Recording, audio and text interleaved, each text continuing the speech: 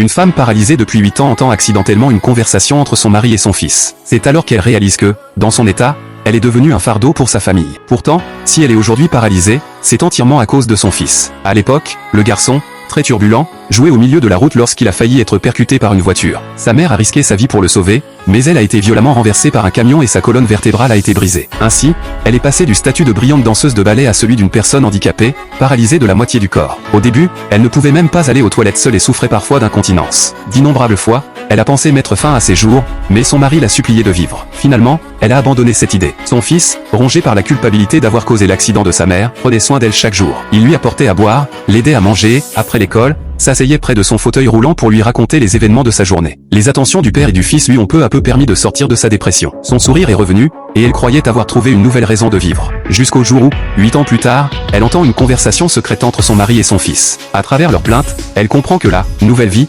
qu'elle pensait avoir retrouvée est en réalité devenue un lourd fardeau qu'il supporte avec ressentiment. Pourtant, 8 ans auparavant, c'était eux qui l'avaient supplié de rester en vie. À cet instant, elle décide de leur rendre leur liberté et de mettre fin à ses souffrances. Mais après sa mort, son âme ne disparaît pas. Elle revient dans la maison et découvre un secret concernant son mari et son fils. À ce moment-là, son fils discute en visioconférence avec un camarade. Elle apprend que, depuis son accident, c'est la secrétaire de son mari qui s'occupe de l'emmener et de le ramener de l'école. Elle comprend alors que son handicap a toujours été la source du complexe et de la honte de son fils. Pourtant, elle ne ressent ni haine ni jalousie. Après tout, elle est déjà morte. Elle se dit que cette femme pourra peut-être devenir la nouvelle mère de son fils et prendre soin de lui à sa place. Un jour, en partant à l'école, son fils aperçoit le fauteuil roulant sur le balcon. Il pense que sa mère est là, en train de profiter du soleil. Il la salue, mais n'obtient aucune réponse. Il commence alors à murmurer quelques plaintes à voix basse.